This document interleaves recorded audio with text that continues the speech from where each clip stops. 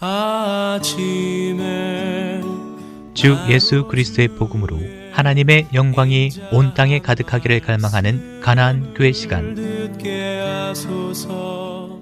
이 시간에는 가나안 교회 김정국 목사님의 말씀입니다. 합니다. 나의 다닐 길을 인도하소서. 오늘 우리가 읽었던 본문은 이스라엘 백성들이 출애굽 이후에 전환기적 사건이죠. 사실은 금송아지를 만들고 난 다음에 하나님께서 이스라엘 백성들의 이 죄를 엄히 다스렸던 이 사건입니다.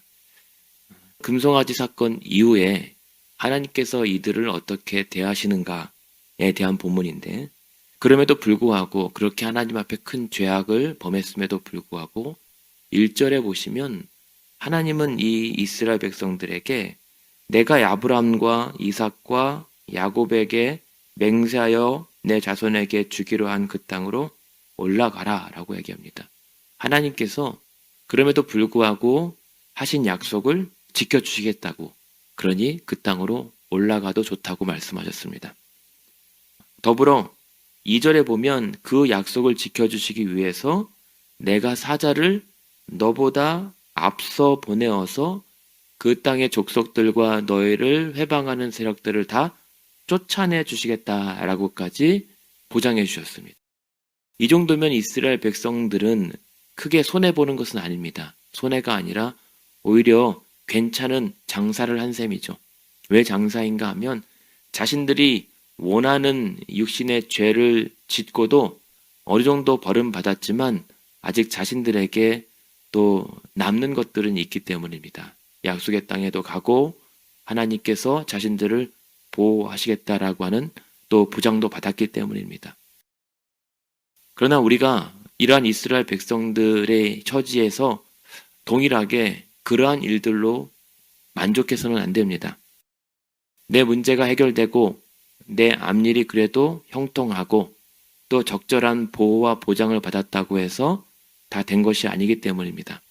왜냐하면 이 이스라엘 백성들은 그러나 자신들의 앞일은 이루어질지 몰라도 가장 중요한 것을 잃게 되었기 때문입니다. 무슨 말이냐면, 그러나 3절에 보면 하나님께서 이렇게 말씀하시거든요. 내가 너희를 젖과 꿀이 흐르는 땅에 이르게 하겠지만 나는 너희와 함께 올라가지 않겠다라고 말씀하십니다. 하나님께서 함께하지 아니하신다라고 하는 이러한 소식을 듣게 되는 것입니다. 젖과 꿀이 아무리 풍요하게 주어지고 흐른다 한들 하나님께서 함께하지 않는다라고 하는 이 사실, 이것이 이스라엘 백성들에는 가장 치명적인 소식이었습니다. 그 이유는 무엇이냐면 하나님께서 이들과 함께 가지 않는다라고 하는 이 말도 사실은 하나님의 징계인과 동시에 하나님의 자비라고 우리가 할 수가 있습니다. 왜 이스라엘과 하나님께서 같이 가지 아니하시냐면 3절에 보면 내가 너희와 함께 올라가지 않는다라고 하는 것은 바로 너희가 목이 곧은 백성이기 때문에, 내가 길에서 너희를 진멸할까 염려하기 때문이고, 5절에도 마찬가지로 반복이 됩니다. 너희는 목이 곧은 백성이기 때문에 내가 한순간이라도 너희 가운데 있으면 너희를 진멸할 수밖에 없기 때문에 내가 함께 가면 너희에게 결코 좋지 않다라고 하는 말씀입니다. 그러니까 목이 곧다라고 하는 이 말씀 많이 듣죠. 목이 곧은 백성. 근데 이 목이 곧다라고 하는 이 카사라고 하는 히브리어 원어인데 이 의미를 따져보면 고집이 세, 그리고 완고함, 다루기 어려움이라고 한 뜻인데, 이게 어느 정도 이 고집이냐면요, 우리가 흔히 말하는 황소 고집이라고 하잖아요. 소를 이렇게 멍에를 이게 하고 아무리 잡아 끌려고 해도 그 소가 아주 강력하게 저항하는 것을 말합니다. 그래서 어떻게 도무지 제어가 안 될 정도로 거칠게 저항하는 이 황소의 이 모습이 바로 이 목이 곧다라고 하는 모습입니다. 이것에 상상을 해봅시오. 하나님 앞에 저와 여러분이 그냥 못합니다가 아니라 그렇게 거칠게 저항하면서 고집을 피우고 다루기 힘든 것이 바로 하나님께서 직접 말씀하신 것처럼 너희는 목이 곧은 백성이다라고 하는 거예요. 이제 그러한 백성들을 끌고 여기까지 오신 겁니다. 하나님의 엄청난 기적들을 보게 하시고 홍해를 갈라서 건너게 하시고 온갖 하나님의 기적과 하나님의 날마다 그런 은혜를 경험하게 하시면서도 불구하고 여전히 너희는 그렇게 내게 거칠게 저항하는 자들이다. 그렇다면 너희들과 내가 계속 이대로 같이 간다고 하면 내가 너희를 진멸하지 않을 수가 없는 것 아니냐라고 하시는 겁니다. 그러니까 이 말이 얼마나 괴롭냐면 오늘 저와 여러분이 이렇게 번듯하게 신앙생활을 하고 목사라고 이렇게 서 있는데 그래서 거룩하고 뭔가 좀 있는 척하고 오래 신앙생활해서 괜찮게 하는데 하나님께서 오늘 아침 저를 내려다보시면서 너는 여전히 목이 곧다라고 하시는 모습. 얼마나 괴로운 일인지 모릅니다. 그래서 이 백성들도 이 사실을 깨달아요. 창피한 거죠. 양심을 잃는 거죠. 그래서 4절에 보면 뭐라고 하냐면 백성이 이 준엄한 말씀을 듣고 슬퍼하여 한 사람도 자기의 몸을 단장하지 않았습니다. 아, 너무 슬프구나. 너무 괴롭구나 라고 하면서 한 사람도 자기 몸을 단장하지 못했다라고 하는 것은 염치가 있는 거죠. 왜 염치가 있냐면 하나님 앞에 그렇게 회개하잖아요. 슬퍼하잖아요. 그래서 이것은 진정한 회개인지는 아직 모릅니다. 왜냐하면 이들이 자기의 몸을 단장하지 아니하였다라고 얘기를 하는데 5절, 6절에 보시면 이런 말씀이 있거든요. 하나님께서 그렇게 슬퍼하는 백성들에게 그렇다면 너희가 그렇게 슬퍼하고 나의 뜻을 계속 물으려고 하니 해야 될 일이 있다. 무엇보다도 5절 후반에 보면 너희는 장신구를 떼어내라 라고 얘기합니다. 6절에도 그래서 그들의 장신구를 떼어냈다라고 하는 것입니다. 자신들을 단장했을 때 썼던 장신구들입니다. 근데 이 장신구가 어떤 장신구냐면 왜 하나님께서 그것들을 떼어내라고 하셨냐면 애굽에서 나온 지가 언젠데 아직도 우상을 위해서 꾸며낸 장식품들, 아직도 우상의 이름이나 우상의 형상이 새겨진 장신구들로 자신들의 몸을 치장하고 있었다라고 하는 것이거든요. 이게 엄청난 사실입니다. 그렇게 하나님을 믿고 하나님의 기적을 체험하고 하나님의 구원을 따라가겠다라고 했던 백성들이 아직도 자신들의 몸에는 우상을 위한 장식품들로 자신들을 단장하고 살아왔다라고 하는 사실입니다. 그러니 하나님께서 너희와 가지 않겠다라고 진멸할 것이다라고 하는 그런 엄중한 말씀 앞에 뜨악했던 것이죠. 그런데 이러한 모습이 마찬가지로 오늘날 교회와 성도들 안에 아직도 깊숙하게 뿌리박혀 있는 죄악의 습관이라고 하는 것이죠. 하나님을 믿는다고, 하나님만이 유일하신 분이라고, 그리스도만이 나의 유일한 구주시다라고 고백하고 믿어온 사람들이 아직도 우상의 습관과 혹은 우상을 겸하여 섬기는 그런 삶의 버릇들을 내려놓지 못하고 있다는 것입니다. 도리어 하나님을 예배한다고 하면서 하나님만을 의지한다고 하면서 여전히 내 몸에는 우상의 것들로 가득 차 있는 모습. 이것이 사실은 패역한 이스라엘 백성들, 진멸당하게 마땅한 이스라엘 백성들의 모습과 다르지 않다는 겁니다.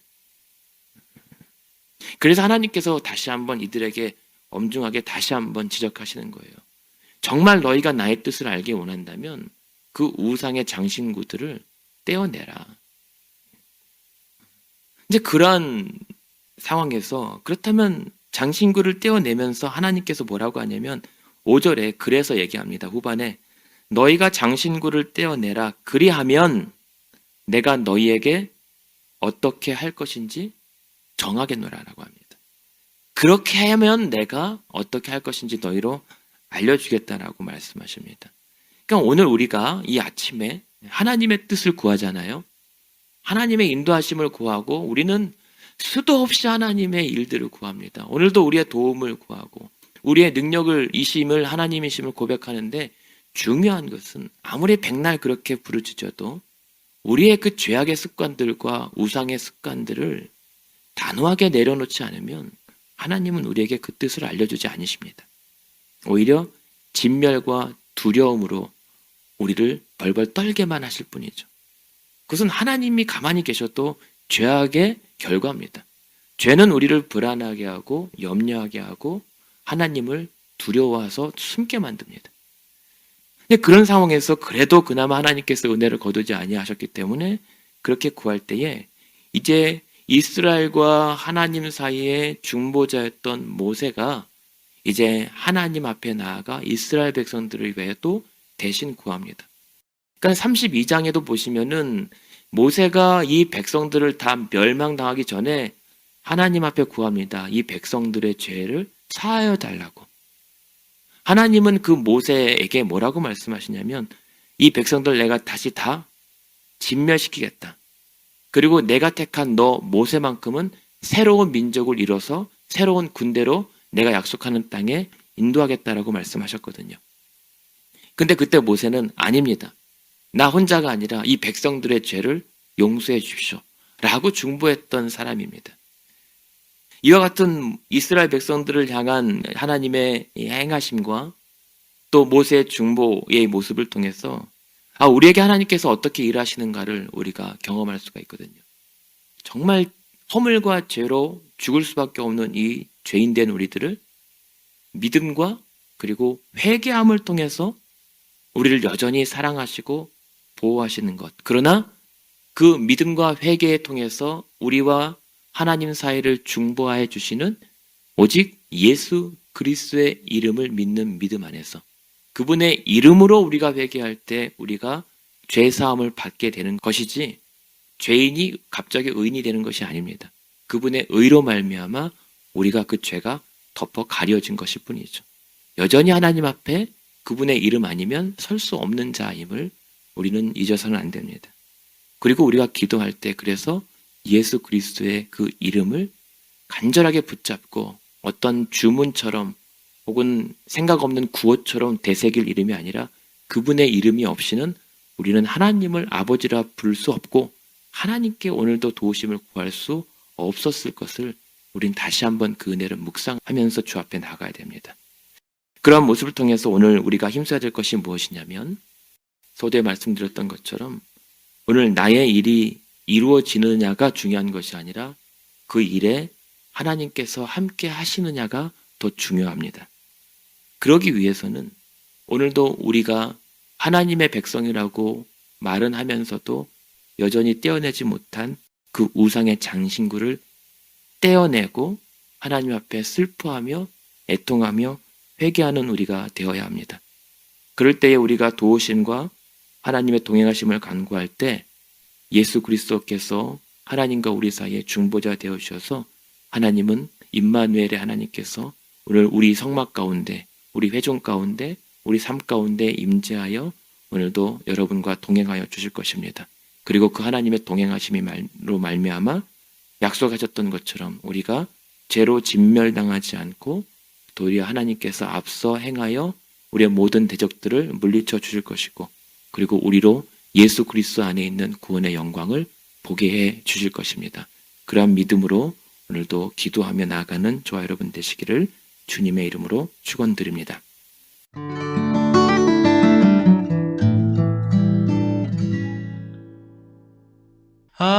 아침에 나로 지금까지 가나안 교회를 담임하시는 김정국 목사님의 말씀이었습니다. 가나안 교회는 1255 밀워키 애비뉴 플랜비에 위치해 있으며 신앙 상담이나 교회 관한 자세한 문의는 전화 224-735-2346 735-2346번으로 연락 주시기 바랍니다. 인자한 말씀